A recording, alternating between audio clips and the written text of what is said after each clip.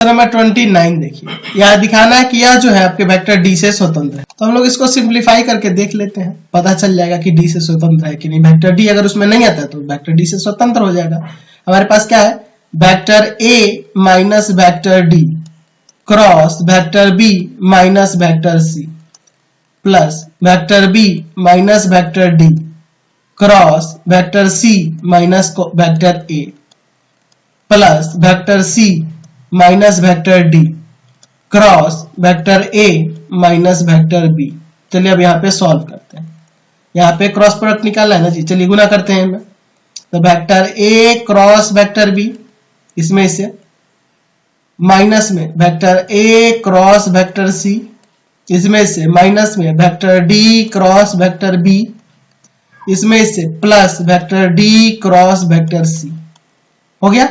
अब यहाँ पे करते हैं plus vector B cross vector सी minus vector B cross vector ए minus vector D cross vector c और plus vector D cross vector ए plus vector सी cross vector ए minus vector सी cross vector B minus vector D cross vector ए और plus vector D cross vector b. ऐसे हम लोग इसे लिख सकते हैं ना।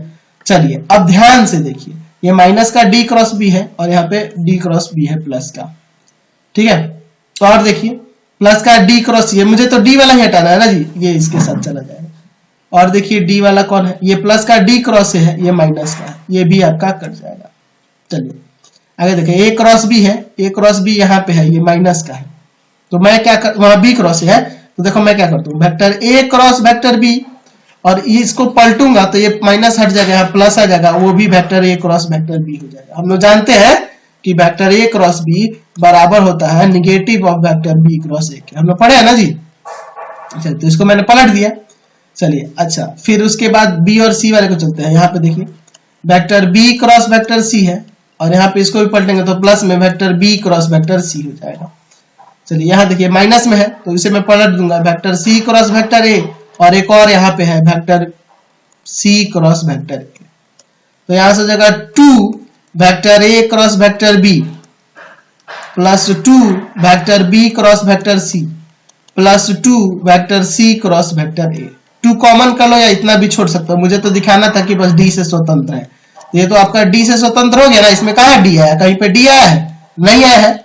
ये आपका डी से स्वतंत्र है, वेक्टर डी से स्वतंत्र है, इसमें वेक्टर डी नहीं आया। समझ गए ना, कोई बात नहीं है। चलते अगले क्वेश्चन पे। Question number